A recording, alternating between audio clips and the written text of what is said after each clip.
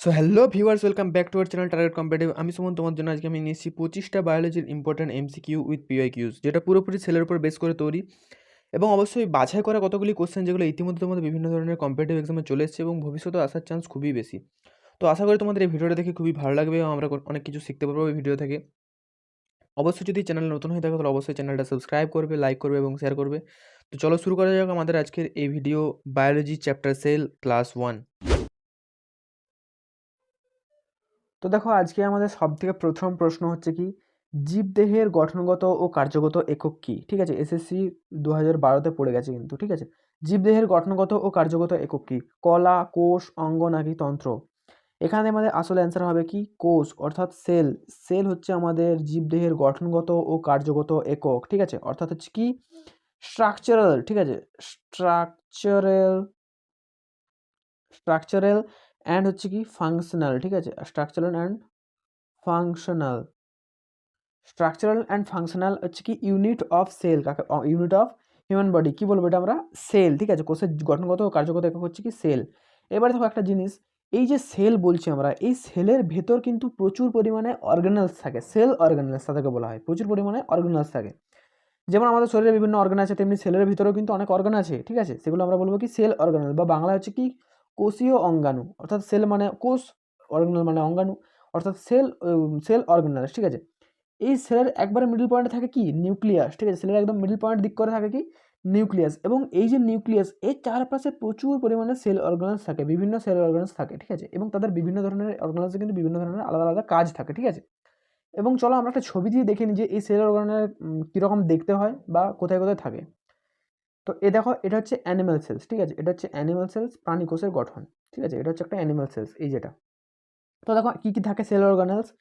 সবার প্রথম হচ্ছে নিউক্লিয়াস, যেটা হচ্ছে কোষের একবারে মিডল পয়েন্ট। এই যে এইটা একটা নিউক্লিয়াস। ঠিক আছে, এই নিউক্লিয়াসটা মনে রাখবে কিন্তু গোটা সেলটাকে, এই যে গোটা সেলটাকে এই নিউক্লিয়াস কিন্তু মানে কন্ট্রোল করে। ঠিক আছে, এটা হচ্ছে কি actually head of the cell. ঠিক আছে, একদম head of controller of the cell. ঠিক আছে, নেক্সট কী আছে, নিউক্লিয়াস আছে, নিউক্লিওলাস আছে, রাফ এন্ডোপ্লাজমিক রেটিকুলাম আছে, রাইবোজোম আছে, স্মুথ এন্ডোপ্লাজমিক রেটিকুলাম আছে, mitochondria, Golgi body, lysosome, vesicle, cytoplasm, centriole, কোষ ঝিল্লি। এই সমস্ত কি অর্গানালসগুলো কি আমাদের একটা সেলের মধ্যে পাওয়া যায়, এবং তাদের বিভিন্ন ধরনের কাজ আলাদা আলাদা করে দেওয়া আছে। ঠিক আছে, তো এই হলো আমাদের সেলের গঠন। এবারে দেখো একটা জিনিস দেখা যাক আমাদের, যে একটা সেল থেকে কীভাবে মানে সেলকে অ্যাকচুয়ালি ইউনিট বলা হয় কেন, আমরা কেন সেলকে ইউনিট বলছি। ঠিক আছে, এটা দেখা যাক আমাদের। তো দেখো, যদি ধরো আমি ধরছি এটা একটা সেল। ঠিক আছে, এটা আমি ধরলাম সেল, এক মিনিট, এটা ধরলাম আমরা একটা সেল। ঠিক আছে, এটা আমাদের একটা ছোট্ট সেল, এটা হচ্ছে আমাদের একটা সেল। ঠিক আছে, ছোট সেল। এইবারে দেখো একটা জিনিস, এই সেল যখন অনেকগুলি একসাথে ছোট ছোট ছোট ছোট ছোট ছোট সেল যখন একসাথে যুক্ত হয়, অনেকগুলি সেল যখন একসাথে ছোট ছোট ছোট ছোট হয়ে থাকে, ঠিক আছে, তখন কি হয়, অনেকগুলি সেল একসাথে যুক্ত হয়, কি হয়, টিস্যু সৃষ্টি হয় আমাদের। টিস্যু টিস্যু বা যেটাকে আমরা কলা বলছি, কলা। ঠিক আছে, কলা, টিস্যু বা কলা। অনেকগুলি সেল একসাথে ছোট ছোট যুক্ত হয়ে কি হচ্ছে, টিস্যু সৃষ্টি হচ্ছে। এবার একটা জিনিস দেখো, অনেকগুলি টিস্যু যখন একসাথে যুক্ত হচ্ছে, এই যে সেল টিস্যু। ঠিক আছে, এখানে একটা টিস্যু, এখানে একটা টিস্যু। ঠিক আছে, এখানে একটা টিস্যু। ঠিক আছে, এখানে একটা টিস্যু, এখানে একটা টিস্যু। অনেকগুলি টিস্যু একসাথে পরস্পরের সাথে যখন কানেক্টেড হচ্ছে, তখন কি হচ্ছে, সেখানে টিস্যু কানেক্টেড হয়েছে, কি হচ্ছে, অর্গান সৃষ্টি হচ্ছে। অর্গান বা হচ্ছে কি অঙ্গ, যেটা আমরা বলছি অঙ্গ, অর্গান বা অঙ্গ সৃষ্টি হচ্ছে। আবার এই অর্গানগুলো যখন একসাথে সৃষ্টি হচ্ছে, একসাথে অনেকগুলো অর্গান, অর্থাৎ হাত, ঠিক আছে, আমাদের হাত, আমাদের পা, ঠিক আছে, মাথা, ঠিক আছে, এই সমস্ত সৃষ্টি হচ্ছে কি অনেকগুলি অর্গান যখন একসাথে সৃষ্টি হচ্ছে, তখন সেটা হচ্ছে কি অর্গান সিস্টেম। অনেকগুলি অর্গান যখন একসাথে যুক্ত হচ্ছে, তখন কি হচ্ছে, অর্গান সিস্টেম সৃষ্টি হচ্ছে, সিস্টেম। আবার অনেকগুলি অর্গান সিস্টেম যখন একসাথে যুক্ত হয়, তখন আমাদের সৃষ্টি হয় অ্যাকচুয়ালি প্রপার হিউম্যান বডি। ঠিক আছে, কি হচ্ছে, হিউম্যান বডি। তাহলে অর্থাৎ একটা জিনিস দেখো, এই যে আমাদের হিউম্যান বডি, আমাদের যে মানব শরীর, সেই মানব শরীরের একদম মূল ভিত কি, মানে কোনখান থেকে মানব শরীরটা সৃষ্টি হচ্ছে, এই একটা সেল থেকে। অর্থাৎ এই সেল থেকেই কিন্তু মানে কি গোটা বডিটা আমাদের তৈরি, এই সেল থেকেই গোটা বডিটা আমাদের তৈরি। প্রথমে সেল থেকে অনেকগুলো সেল যুক্ত হয়ে টিস্যু, অনেকগুলি টিস্যু একসাথে যুক্ত হয়ে অর্গান, অনেকগুলি অর্গান একসাথে যুক্ত হয়ে অর্গান সিস্টেম, এবং অনেকগুলি অর্গান সিস্টেম একসাথে যুক্ত হয়ে কি হচ্ছে, আমাদের হিউম্যান বডি বা মানব শরীর সৃষ্টি হচ্ছে। তাহলে এই মূল ভিত কি, এই সেল থেকেই কিন্তু সমস্তটা তৈরি হচ্ছে। তার জন্য আমরা সেলকে কি বলবো, স্ট্রাকচারাল অ্যান্ড ফাংশনাল ইউনিট, বা গঠনগত ও কার্যগত একক মানব শরীরের। ঠিক আছে, মনে থাকবে। চলো নেক্সট কোশ্চেন দেখা যাক। বলছে কি, কোষের বৈজ্ঞানিক অধ্যয়নকে কি বলা হয়? কোষের বৈজ্ঞানিক অধ্যয়নকে কি বলা হয়? কোষের অধ্যয়ন হিস্টোলজি বলা হয়, সাইটোলজি বলা হয়, ফিজিওলজি বলা হয়, নাকি ইকোলজি বলা হয়? এখানে আমাদের অ্যাকচুয়াল অ্যান্সার হবে কি cytology. Cytology is the correct answer. এখানে একটা জিনিস দেখো, এই সেল শব্দ থেকে, এই যে সেল, এই সেল শব্দ থেকে কিন্তু সাইটোলজি কথাটা এসছে, সাইটোলজি, ঠিক আছে, সাইটোলজি শব্দটা কিন্তু এই সেল শব্দ থেকে এসছে, ঠিক আছে। এবার দেখো বাকি অপশনগুলো আমরা একটা হালকা জেনে নিই যে হিস্টোলজি জিনিসটা কি। হিস্টোলজি হচ্ছে কি স্টাডি অফ টিস্যু, মানে আমরা যে টিস্যু পড়লাম, অনেকগুলো সেল একসাথে কানেক্ট হয়ে যেটা সৃষ্টি হয় টিস্যু, সেই টিস্যু, যে টিস্যুর যে মানে স্টাডি, সেই টিস্যু স্টাডিকে বলা হচ্ছে বা কলার স্টাডিকে বলা হচ্ছে কি হিস্টোলজি, ঠিক আছে। আর সাইটোলজি কি, সাইটোলজি তো আমরা পড়লাম যে কোষের বৈজ্ঞানিক অধ্যয়নকে বলা হয় সাইটোলজি। ফিজিওলজি কি, ফিজিওলজি মানে হচ্ছে ফিজিক্যালি কোনো যে স্টাডি হয়, ফিজিক্যালি স্টাডি বা আমার মানবদেহে যে স্টাডি হয় সেটা হচ্ছে ফিজিওলজি। ইকোলজি হচ্ছে কি নেচার, ঠিক আছে, নেচারের নিজে স্টাডি হয় তাহলে হচ্ছে কি নেচার, নেচারের স্টাডিকে বলা হয় কি ইকোলজি, ঠিক আছে। আমরা তাহলে প্রত্যেকটা অপশনে বুঝতে পারলাম। নেক্সট কোশ্চেন দেখো আমরা, সর্বপ্রথম কে কোষ আবিষ্কার করেন? সর্বপ্রথম কোষ আবিষ্কার করেন, এখানে একটা কিন্তু ভালো করে নোটিসেবল পয়েন্ট হচ্ছে কি, যে যদি বলা হয় সর্বপ্রথম কে কোষ আবিষ্কার করেন, তাহলে অবশ্যই কিন্তু এটা আসল অ্যান্সার হবে কি রবার্ট হুক সর্বপ্রথম কোষ আবিষ্কার করেছিল। রবার্ট হুক মনে রাখবে, সর্বপ্রথম কোষ আবিষ্কার করেছিল। কিন্তু রবার্ট হুক কোষ আবিষ্কার করেছিল কি ডেড সেল, ডিইএডি, ডেড সেল, অর্থাৎ হচ্ছে কি মৃত কোষ আবিষ্কার করেছিল। মৃত মৃত কোষ আবিষ্কার করেছিল রবার্ট হুক, আবিষ্কার করেছিল সর্বপ্রথম কোষ, অবশ্যই সেটা সত্যি, কিন্তু সেটা ডেড সেল। এবং কোথা থেকে আবিষ্কার করেছিল? কর্ক, অর্থাৎ কি গাছের ছাল থেকে। কোথার থেকে? গাছের ছাল থেকে। গাছের ছাল থেকে কিন্তু রবার্ট হুক প্রথম কোষ আবিষ্কার করেছিলেন, ঠিক আছে। এবার একটা জিনিস দেখো, যদি বলা হয় যে লিভিং সেল, যদি বলা হয় লিভিং সেল, প্রথম living sell, first first living sell যদি বলা হয়, তাহলে কিন্তু লিভেন হক হবে। লিভেন হক, এই যে আমাদের লিভেন হক, লিভেন হক হচ্ছে কি আমাদের প্রথম কিন্তু লিভিং সেল অর্থাৎ জীবন্ত সেল আবিষ্কার করেছিল সব থেকে প্রথম, লিভেন হক, ঠিক আছে। তাহলে বুঝাতে পারলাম, যদি বলা হয় মৃত, যদি বলা হয় কোনো নর্মাল যদি কোষ বলা হয় সর্বপ্রথম কে কোষ আবিষ্কার করেছিল অর্থাৎ এই প্রশ্নের মতো, তাহলে আনসার হবে কি রবার্ট হুক। কিন্তু যদি বলা হয় সর্বপ্রথম জীবন্ত কোষকে আবিষ্কার করেছিলেন, তাহলে কিন্তু অবশ্যই হবে Leeuwenhoek. Is it clear? চলো নেক্সট কোশ্চেন। আবার এখানে দেখে নিই, রবার্ট ব্রাউন হচ্ছে কি নিউক্লিয়াস সংক্রান্ত একটা হচ্ছে কি বিজ্ঞানী, আর রুডলফ ভির্চো আমরা পরে পড়বো কি বটে, ঠিক আছে। চলো নেক্সট কোশ্চেন দেখা যাক আমাদের, কোষের নিয়ন্ত্রণ কেন্দ্র কোনটি? কোষের নিয়ন্ত্রণ কেন্দ্র গলগি বডি, নিউক্লিয়াস, লাইসোজোম নাকি রাইবোজোম? এখানে আমাদের অ্যাকচুয়াল আনসার হবে কি নিউক্লিয়াস, অর্থাৎ ব্রেন, ব্রেন অফ সেল, ঠিক আছে। নিউক্লিয়াস হচ্ছে কি ব্রেন অফ সেল, ব্রেনের একদম নিউক্লিয়াসের একদম সেলের একদম মাঝখানে থাকে, যেটা তোমাদেরকে আমি ছবিতে দেখালাম, এই যেটা, এটা নিউক্লিয়াস একদম সেলের মাঝখানে রয়েছে, এটা হচ্ছে কি সেলকে কন্ট্রোল করে, অর্থাৎ এটা সেল, এটা হচ্ছে ব্রেন, ব্রেন অফ সেল, অর্থাৎ নিউক্লিয়াস হচ্ছে কি গোটা সেলটাকে কন্ট্রোল করছে, অর্থাৎ তার জন্য বলা হচ্ছে কোষের নিয়ন্ত্রণ কেন্দ্র, নিউক্লিয়াস, ঠিক আছে। নেক্সট চলো বলা যাক, কোষের শক্তিঘর কোনটি? ঠিক আছে, কোষের শক্তিঘর কোনটি? লাইসোজোম, মাইটোকন্ড্রিয়া, রাইবোজোম নাকি ক্লোরোপ্লাস্ট? এক্ষেত্রে কিন্তু আসলে আমাদের অ্যান্সার হবে কি মাইটোকন্ড্রিয়া। মাইটোকন্ড্রিয়া হচ্ছে কি কোষের আসল শক্তিঘর, যেটা আমরা বেশিরভাগ টাইমে আমরা এটাকে এইভাবে পড়ি যে power house, power house of cell. কি বললাম? Power house of cell. Power house of cell কাকে বলা হয়? মাইটোকন্ড্রিয়াকে কিন্তু পাওয়ার হাউস অফ সেল বলা হয়। আরআরবি এনটিপিসিতে কিন্তু পড়ে গেছে ইতিমধ্যে, খুব ইম্পর্টেন্ট কোশ্চেন, ঠিক আছে। মাইটোকন্ড্রিয়াকে বলা হয়। নেক্সট চলো প্রশ্ন হচ্ছে কি আমাদের, কোষের আত্মঘাতী থলি কাকে বলা হয় বা সুইসাইড ব্যাগ কাকে বলা হয়? ঠিক আছে, কোষের আত্মঘাতী থলি বা সুইসাইড ব্যাগ কাকে বলা হয়? ঠিক আছে, লাইসোজোমকে বলা হয়, রাইবোজোমকে বলা হয়, গলগি বডিকে বলা হয় নাকি ভ্যাকিউলকে বলা হয়? তাহলে এখানে আমাদের আসল অ্যান্সার হবে কি লাইসোজোম, ঠিক আছে। লাইসোজোমকে কিন্তু কোষের আত্মঘাতী থলি বলা হয়। এবার আমরা চলো একটা ইন্টারেস্টিং ফ্যাক্ট দেখি, যে আত্মঘাতী থলি তো আমরা বলছি কোষকে, কোষের আত্মঘাতী থলি আমরা লাইসোজোমকে বলছি, কিন্তু আমরা কেন বলছি লাইসোজোমকে, এরকম বলার কারণ কি সেটা আমরা চলো দেখি একটু হালকা করে। একটা ইন্টারেস্টিং ফ্যাক্ট, ধরো আমি ধরছি যে এখানে আমাদের একটা লাইসোজোম, এটা একটা স্ট্রাকচার আমি ধরছি লাইসোজোমে, ঠিক আছে, ধরুন এটা একটা লাইসোজোমের স্ট্রাকচার। এবারে এই লাইসোজোমের ভেতরে না প্রচুর পরিমাণ ডাইজেস্টিভ এনজাইম থাকে। কি থাকে? ডাইজেস্টিভ এনজাইম, অর্থাৎ পরিপাকীয় যে আমাদের এনজাইম থাকে, পরিপাকীয় এনজাইম প্রচুর পরিমাণে আমাদের এই লাইসোজোমের ভিতরে থাকে। এই লাইসোজোমটা কিন্তু অবশ্যই একটা সেল অর্গানাইজার, অর্থাৎ সেলের ভেতরেই থাকে, বাইরে কোথাও নয়, সেলের ভেতরে কিন্তু লাইসোজোমটা থাকে। আর সেই লাইসোজোমের ভিতরে আবার অনেকগুলো ডাইজেস্টিভ এনজাইম থাকে, ঠিক আছে। এবার একটা জিনিস দেখো, কি হয় জানো, যখন কোনো সেল, ঠিক আছে, এই সেলের ভেতরে তো লাইসোজোমটা থাকে, এই যে লাইসোজোমটা সেলের ভেতরে থাকে, তাহলে যখন কোনো সেল মৃতপ্রায় হয়ে থাকে, অর্থাৎ কিছুদিন পর বা কিছুক্ষণ পর সেই সেলটার মৃত্যু ঘটবে, অথবা যদি সেই সেলটার বয়স অনেক বেশি হয়ে যায়, ঠিক আছে, তখন কি করে জানো, তখন হচ্ছে কি এই লাইসোজোম, আচ্ছা একটা জিনিস বলি, যে এই লাইসোজোমের কিন্তু গায়ে প্রচুর পরিমাণ এই কোষ ঝিল্লি থাকে, অর্থাৎ একটা মেমব্রেন থাকে, ঠিক আছে, এই মেমব্রেন থাকে, অর্থাৎ জালি টাইপের থাকে, যে জালিটা হচ্ছে কি এই যে যে এনজাইমগুলো তোমাদেরকে বললাম ডাইজেস্টিভ এনজাইম, সেই ডাইজেস্টিভ এনজাইমগুলো কিন্তু আবদ্ধ করে রাখে এই জালের সাহায্যে, ঠিক আছে। এটা হচ্ছে কি একটা মেমব্রেন বা ঝিল্লি, ঝিল্লি টাইপের থাকে। তাহলে এই ঝিল্লিটা হচ্ছে কি এনজাইমগুলোকে আটকে রাখে। তাহলে যখন কোনো কোষ যখন মৃতপ্রায় হয়ে যায় বা অনেক বয়স হয়ে যায়, তখন যখন কোনো কোষের, তখন কি হয় জানো, এই লাইসোজোম সেটা ডিটেক্ট করতে পারে যে এই কোষটা কিছুক্ষণ পর বা কিছুদিন পর মারা যাবে। তখন কি করে, এই যে ঝিল্লি রয়েছে এই ঝিল্লিটা কিন্তু তখন লাইসোজোম ব্লাস্ট করে ফেলে, ঠিক আছে। তখন কি করে, এই ঝিল্লিটা লাইসোজোম ব্লাস্ট করে ফেলে। যখনই এই ঝিল্লিটা ব্লাস্ট করে হয়ে যায়, তখনই এই ভিতরে যে নীল নীল এনজাইমগুলো রয়েছে সেই নীল নীল এনজাইমগুলো কিন্তু বাইরে বেরিয়ে আসে, এবং বাইরে বেরিয়ে আসে কি করে, গোটা সেলটাকে, এই যে গোটা মৃতপ্রায় বা বয়স্ক সেলটাকে কি গোটাটাই ডাইজেস্ট করে ফেলে, ঠিক আছে, গোটাটাই ডাইজেস্ট করে ফেলে। তাহলে কি করছে, তাহলে তার জন্য এটাকে বলা হচ্ছে কি আত্মঘাতী থলি বা সুইসাইড ব্যাগ। অর্থাৎ সে নিজে নিজেই কিন্তু গোটা সেলটাকে কি করছে, ডাইজেস্ট করে ফেলছে, নিজে নিজেই ডাইজেস্ট করে ফেলছে, অথচ সেই সেলটারই অংশ, ঠিক আছে। তাহলে যখনই লাইসোজোম ডিটেক্ট করছে সেটা মৃত পায় বা মৃত হতে চলেছে কিছুদিন পর, তখনই সে কী করছে, ঝিল্লিটাকে ব্লাস্ট করে যায়, ডাইজেস্টিভ এনজাইমগুলো বাইরে বার করে দিচ্ছে, এবং সেই ডাইজেস্টিভ এনজাইম কী করছে, ওটা সেলটাকে ডাইজেস্ট করে ফেলছে। তার জন্য এটাকে বলা হয় কি সুইসাইড ব্যাগ বা আত্মঘাতী থলি। Is it clear? Next question দেখো আমাদের, প্রোটিন সংশ্লেষের স্থান কোনটি, ঠিক আছে। প্রোটিন সংশ্লেষের স্থান কোনটি, না প্রোটিন সংশ্লেষের স্থান মাইটোকন্ড্রিয়া, লাইসোজোম, রাইবোজোম নাকি গলগি বডি। এখানে আমাদের আসল অ্যান্সার হবে রাইবোজোম। রাইবোজোম হচ্ছে কিন্তু প্রোটিন সংশ্লেষের স্থান, ঠিক আছে। Is it clear?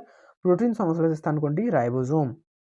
নেক্সট হচ্ছে কি নিচের কোন অঙ্গাণুতে নিজস্ব ডিএনএ থাকে, গলগি বডিতে, লাইসোজোমে, মাইটোকন্ড্রিয়াতে নাকি রাইবোজোম। এখানে আমাদের আসল অ্যান্সার হবে অপশন সি, মাইটোকন্ড্রিয়া। মাইটোকন্ড্রিয়াতে নিজস্ব কিন্তু ডিএনএ থাকে। এবার তোমাদেরকে একটা জিনিস বলে থাকি, শুধুমাত্র তিনটি জায়গাতেই কিন্তু ডিএনএ পাওয়া যায়। ডিএনএ কিন্তু একমাত্র তিনটি জায়গাতে পাওয়া যায়। এক নাম্বার হচ্ছে নিউক্লিয়াসে পাওয়া যায় ডিএনএ, নিউক্লিয়াসে ডিএনএ পাওয়া যায়। 2 নাম্বার পয়েন্ট হচ্ছে কি আমাদের এই যে মাইটোকন্ড্রিয়া, যেটা আমরা পড়েছি মাইটোকন্ড্রিয়াতে ডিএনএ পাওয়া যায়। আর একটা জায়গাতে কিন্তু ডিএনএ পাওয়া যায়, সেটা হচ্ছে কি ক্লোরোপ্লাস্ট। ক্লোরোপ্লাস্ট ক্লোরোপ্লাস্টে কিন্তু ডিএনএ পাওয়া যায়, মনে রাখবে। তাহলে আমাদের তিনটি জায়গায় ডিএনএ পাওয়া যায়, একটা হচ্ছে নিউক্লিয়াস, একটা হচ্ছে মাইটোকন্ড্রিয়া, একটা হচ্ছে কি ক্লোরোপ্লাস্ট। এই ক্লোরোপ্লাস্টটা কিন্তু মানব শরীরে ক্লোরোপ্লাস্ট থাকে না, এই ক্লোরোপ্লাস্ট থাকে উদ্ভিদ শরীরে। যদি বলা হয় মানব শরীরে কোন জায়গায় কোন কোন জায়গায় নিউক্লিয়াস পাওয়া যায়, সরি ডিএনএ পাওয়া যায়, তাহলে কিন্তু অবশ্যই নিউক্লিয়াসে পাওয়া যায় এবং মাইটোকন্ড্রিয়াতে পাওয়া যায়। কিন্তু আর যদি বলা হয় যে মোট কটি জায়গাতে ডিএনএ পাওয়া যায়, তাহলে কিন্তু এই তিনটি হবে, ঠিক আছে। উদ্ভিদের ক্ষেত্রে ক্লোরোপ্লাস্ট এবং মানব শরীরের ক্ষেত্রে, উদ্ভিদের ক্ষেত্রে তিনটি এবং মানব শরীরের ক্ষেত্রে দুটি, নিউক্লিয়াস এবং mitochondria. Is it clear? Next question দেখো, প্রোক্যারিওটিক কোষে কোনটা অনুপস্থিত, প্রোক্যারিওটিক কোষে কোনটি অনুপস্থিত দেখো, রাইবোজোম, কোষঝিল্লি, সুগঠিত নিউক্লিয়াস নাকি ডিএনএ। এখানে আমাদের আসল অ্যান্সার হবে সুগঠিত নিউক্লিয়াস, ঠিক আছে, সুগঠিত নিউক্লিয়াস অর্থাৎ হচ্ছে কি প্রোক্যারিওটিক। এবার একটা জিনিস দেখা যাক, তোমাদেরকে দেখানো যাক যে আমাদের যে সেলস কিন্তু দুই ধরনের হয়, একটা হচ্ছে প্রোক্যারিওটিক সেল, আবার একটা কি হয়, ইউক্যারিওটিক সেল হয়। একটা প্রোক্যারিওটিক সেল হয়, একটা ইউক্যারিওটিক সেল হয়। প্রোক্যারিওটিক সেল হচ্ছে কি, প্রোক্যারিওটিক সেলে কিন্তু সেই সেলটা অতটা পরিমাণ ডেভেলপড নয় যতটা পরিমাণ ডেভেলপড আমাদের ইউক্যারিওটিক সেল। এই ইউক্যারিওটিক সেল যতটা ডেভেলপড, ঠিক আছে, যতটা ডেভেলপড, এই প্রোক্যারিওটিক সেল কিন্তু অতটা পরিমাণ ডেভেলপড নয়, ঠিক আছে। এর কিন্তু একটা একদম পুরো স্ট্রাকচারেবল একটা নিউক্লিয়াস রয়েছে ইউক্যারিওটিক সেল। অর্থাৎ আবার এই ইউক্যারিওটিক সেল হচ্ছে কি অ্যানিম্যাল বা প্ল্যান্টস হচ্ছে কি এই ইউক্যারিওটিক সেল পাওয়া যায়। আর প্রোক্যারিওটিক সেল কিন্তু বিভিন্ন ধরনের ব্যাকটেরিয়াতে পাওয়া যায়। কিসে পাওয়া যায়? ব্যাকটেরিয়াতে কিন্তু প্রোক্যারিওটিক সেল পাওয়া যায়। আর ইউক্যারিওটিক সেল কি আমাদের মতো মানুষের বা বিভিন্ন ধরনের পশু পাখির এই সমস্ত কিন্তু ইউক্যারিওটিক সেল পাওয়া যায়। এটা হচ্ছে কি ইউক্যারিওটিক সেল অবশ্যই কিন্তু আমাদের সেল কি ডেভেলপড, আর প্রোক্যারিওটিক সেল কিন্তু অতটা পরিমাণ ডেভেলপড নয় এটার মতো, ঠিক আছে। আর এটার কিন্তু একটা নির্দিষ্ট কিন্তু নিউক্লিয়াস নেই, প্রোক্যারিওটিক কিন্তু নির্দিষ্ট নিউক্লিয়াস থাকে না। তার জন্য আমাদের এখানে অ্যান্সার কি বলা হবে কি সুগঠিত নিউক্লিয়াস। অর্থাৎ প্রোক্যারিওটিক কোষে কোনটা অনুপস্থিত, প্রোক্যারিওটিক কোষে কিন্তু সুগঠিত নিউক্লিয়াস অনুপস্থিত, কিন্তু সুগঠিত কোনো নিউক্লিয়াস থাকে না, তাই এটা আমাদের আসলে অ্যান্সার। বুঝতে পারলাম? নেক্সট কোশ্চেন দেখো, প্রোক্যারিওটিক কোষের নিউক্লিয়ার অঞ্চলে কি বলা হয়? প্রোক্যারিওটিক কোষের নিউক্লিয়ার অঞ্চলকে কি বলা হয়? যেটা তোমাদেরকে আমি এইমাত্রই বললাম যে প্রোক্যারিওটিক কোষের নিউক্লিয়াস ঠিকঠাকভাবে থাকে না, নিউক্লিয়াস ভালোভাবে থাকে না, তাই এখানে আমাদের আসল অ্যান্সার হবে nucleoid it is the right answer for this question. Prokaryotic কোষের নিউক্লিয়ার অঞ্চলকে কি বলা হয়? নিউক্লিওয়েড বলা হয়, ঠিক আছে। নেক্সট কোশ্চেন দেখো, প্রাণী কোষে কোনটি অনুপস্থিত? এটা এনডিএতে কিন্তু পড়ে গেছে। প্রাণী কোষে কোনটি অনুপস্থিত? এই যে কোষ প্রাচীর, ঠিক আছে, এটা বলে সেল ওয়াল, কোষ প্রাচীর কিন্তু প্রাণী কোষে অনুপস্থিত। এটা শুধুমাত্র কিন্তু প্ল্যান্ট সেলে পাওয়া যায়। কোন সেলে পাওয়া যায়? প্ল্যান্ট সেলে। এবার আমি দেখি যে কি ধরনের দেখতে হয়, চলো আমরা দেখা যাক এটা কি ধরনের দেখতে হয়। যদি ধরি আমরা এটা একটা সেল, এটা আমরা যদি প্ল্যান্ট সেল ধরি, আর যদি একটা প্ল্যান্ট সেল ধরি, তাহলে এর কিন্তু কোষ প্রাচীরটা এরকমভাবে দেখতে হয় অনেকটা, কোষ প্রাচীরটা, ঠিক আছে, কীরকম দেখতে হয়? এরকম ধরনের কোষ প্রাচীরটা অনেকটা দেখতে হয়। এটা হচ্ছে কি প্ল্যান্ট সেলের যে প্ল্যান্ট সেল ওয়াল, এটা সেল ওয়াল কি, এটা সেল ওয়াল, এটা হচ্ছে সেল ওয়াল, ঠিক আছে। বোঝাতে পারলাম যে কোষ প্রাচীর হচ্ছে শুধুমাত্র উদ্ভিদ থাকে এবং দেখতে অনেকটা এই ধরনের হয়ে থাকে, প্রাণী কোষে কিন্তু এটা থাকে না। বাকি কিন্তু 3টি থাকে, নিউক্লিয়াস থাকে, মাইটোকন্ড্রিয়া থাকে, কোষ ঝিল্লি থাকে, ঠিক আছে। নেক্সট কোশ্চেন দেখো, কোষের জীবন্ত পর্দাকে কি বলা হয়? কোষের জীবন্ত পর্দাকে সাইটোপ্লাজম বলা হয়, প্রোটোপ্লাজম বলা হয়, কোষ প্রাচীর বলা হয়, নাকি কোষ ঝিল্লি বলা হয়? এখানে আমাদের অ্যাকচুয়াল অ্যান্সার হবে কি প্রোটোপ্লাজম। প্রোটোপ্লাজম হচ্ছে কি কোষের জীবন্ত পর্দা, সরি জীবন্ত পর্দা নয়, জীবন্ত পদার্থ, ভুল বললাম আমি। কোষের জীবন্ত পদার্থ কি কাকে বলা হয়? প্রোটোপ্লাজমকে বলা হয়, ঠিক আছে। নেক্সট দেখো, রাফ এন্ডোপ্লাজমিক রেটিকুলাম অমসৃণ দেখান কেন? দেখো এই যেহেতু এন্ডোপ্লাজমিক রেটিকুলামের কথা এসেছে, সেক্ষেত্রে তোমাদের একটা জিনিস বলি যে দেখো এই এন্ডোপ্লাজমিক রেটিকুলাম যেটা এখানে বলা রয়েছে সেটা কিন্তু অনেক সময় এইভাবে লেখা থাকে, ER ভাবে লেখা থাকে। এই ER এর মানে কিন্তু এন্ডোপ্লাজমিক রেটিকুলাম, প্লাজমিক রেটিকুলাম, ঠিক আছে, এন্ডোপ্লাজমিক রেটিকুলাম, ঠিক আছে। তাহলে এই ER এর ফুল ফর্মই হচ্ছে কি এন্ডোপ্লাজমিক রেটিকুলাম। অনেক সময় এটা কি লেখা থাকে? RER লেখা থাকে, অর্থাৎ কি RER লেখা থাকে, আবার কখনো কখনো এটা SER লেখা থাকে, ঠিক আছে। এই RER এর মানে কি? RER মানে হচ্ছে কি রাফ এন্ডোপ্লাজমিক রেটিকুলাম, আর SER এর মানে কি স্মুথ এন্ডোপ্লাজমিক রেটিকুলাম। সব মনে রাখবে, ঠিক আছে। তো এখানে একটা জিনিস দেখো, বলেছে রাফ এন্ডোপ্লাজমিক রেটিকুলামে অমসৃণ দেখায় কেন? এই রাফ যে এন্ডোপ্লাজম বলেই দেওয়া হয়েছে রাফ, তাহলে নিশ্চয়ই সেটা অমসৃণ। সেটা কেন অমসৃণ? কারণ সেখানে রাইবোজোম থাকে, এই রাইবোজোম প্রেজেন্ট থাকে সেই রাফ এন্ডোপ্লাজমিক রেটিকুলামের মধ্যে।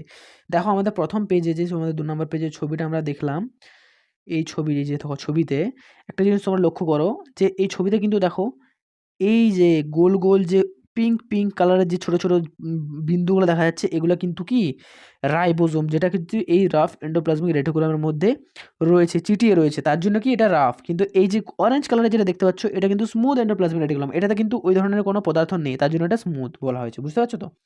তাহলে নেক্সট কোশ্চেন দেখো, চলো নেক্সট কোশ্চেন কোথায় গেল, আমাদের 20 নম্বর পেজে ছিল। তাহলে এটা আমাদের ক্লিয়ার কোশ্চেন। এবার নেক্সট কোশ্চেন দেখো, উদ্ভিদ কোষের কোষ প্রাচীর প্রধানত কী দিয়ে তৈরি? সেলুলোজ, প্রোটিন, চর্বি, নাকি গ্লাইকোজেন? এটা আমরা সবাই জানি যে সেলুলোজ দিয়ে কিন্তু উদ্ভিদ কোষ প্রাচীর সৃষ্টি হয়েছে। সেলওয়ালা বললাম, সেটা কিন্তু সেলুলোজ দ্বারা সৃষ্টি হয়, ঠিক আছে। চলো নেক্সট কোশ্চেন বলছে ইউক্যারিওটিক কোষের রাইবোজোম কত ধরনের? আমি একটু আগে তোমাদেরকে বললাম কোষ দুই ধরনের হয়ে থাকে। সেল হচ্ছে কি একটা প্রোক্যারিওটিক হয়ে থাকে, একটা ইউক্যারিওটিক হয়ে থাকে, ঠিক আছে। সব থেকে মনে রাখবে যে প্রোক্যারিওটে কিন্তু 70S পাওয়া যায়, প্রোক্যারিওটিক রাইবোজোম কিন্তু 70S, আর ইউক্যারিওটে কিন্তু 80S। এটা কিন্তু খুব ইম্পর্টেন্ট প্রশ্ন, ঠিক আছে। প্রোক্যারিওটে 70S এবং ইউক্যারিওটে কিন্তু 80S। তাহলে এই প্রশ্নের আমাদের অ্যান্সার হয়ে যাবে কি 80S, যেহেতু ইউক্যারিওটিক কোষ বলা হয়েছে, ঠিক আছে। তো দেখো আমাদের নেক্সট কোশ্চেন হচ্ছে কি কোষ তত্ত্ব প্রস্তাব করেন কারা? কোষ তত্ত্ব প্রস্তাব করেন কারা? এটা হচ্ছে রবার্ট হুক ও রবার্ট ব্রাউন, স্লাইডেন ও সোয়ান, লিওন হক নাকি ভির্চো, নাকি ডারউইন বা ল্যামার্ক? এর আমাদের আসলে আনসার হবে কি স্লেডেন এবং সোয়ান। স্লেডেন এবং সোয়ান হচ্ছে কি কোষ তত্ত্ব প্রস্তাব করেছিলেন, ঠিক আছে। স্লেডেন এবং সোয়ান করেছিলেন, ঠিক আছে। নেক্সট কোশ্চেন দেখো আমাদের কি বলছে, নতুন কোষ পূর্ববর্তী কোষ থেকে সৃষ্টি হয়। নতুন কোষ পূর্ববর্তী কোষ থেকে সৃষ্টি হয়, এই কথা কে বলেছিলেন? Robert Hooke, Robert Brown, Rudolf Virchow, নাকি সোয়ান?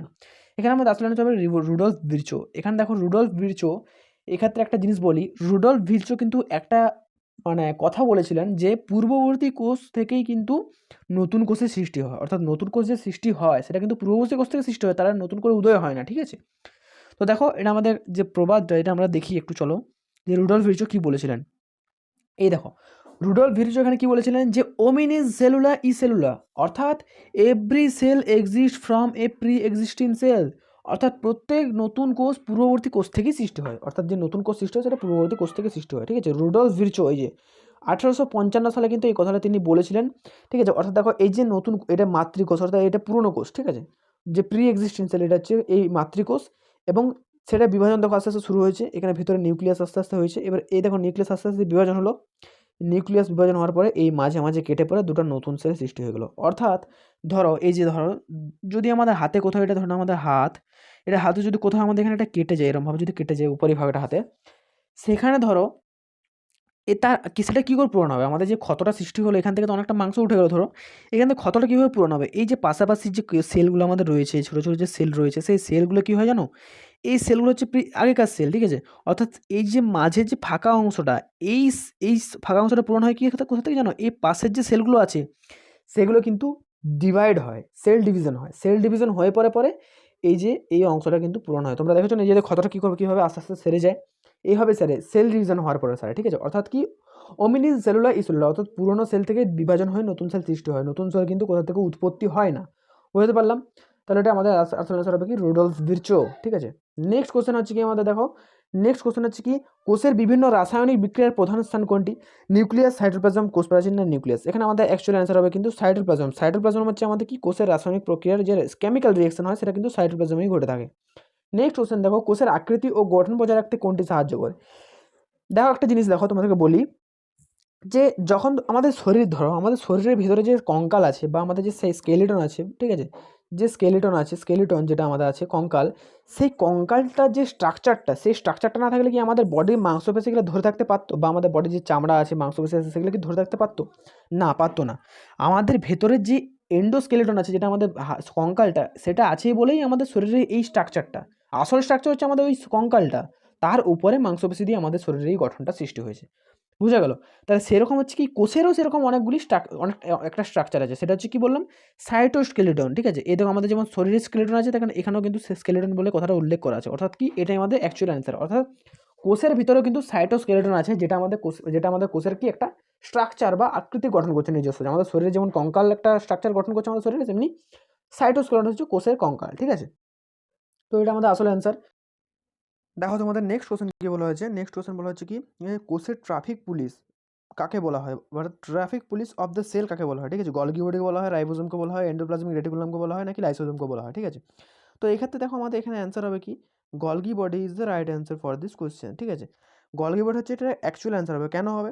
তার কারণ হচ্ছে কি ট্রাফিক পুলিশ আমরা কি করে, ট্রাফিক পুলিশের কাজ হচ্ছে কি যে আমাদের গ্রিন সিগন্যাল রেড সিগন্যাল দেখে পরে কোন গাড়িকে কোন দিকে যেতে হবে সেটা যেমন আমাদের একটা নির্দেশ করে বা একটা কন্ট্রোল করে, ঠিক আছে, বা নিয়ন্ত্রণ করে কোথায় কী যেতে হবে, সেরকমভাবে ট্রাফিক পুলিশ যেমন কাজ করে, সেরকম আমাদের গলগি বডিও কিন্তু আমাদের কোষের ভিতরে ট্রাফিক পুলিশের মতো কাজ করে। অর্থাৎ কোন লিপিড বা কোন প্রোটিনকে কোন দিকে নিয়ে যেতে হবে বা কোন দিকে নির্দেশ দিতে হবে বা নিয়ন্ত্রণ করতে হবে, সেই কাজ কিন্তু আমাদের গলগি বডি করে থাকে। অর্থাৎ গোটা নিয়ন্ত্রণের কাজটাই গলগি বডি করে থাকে, কোথায় কী লাগবে না লাগবে।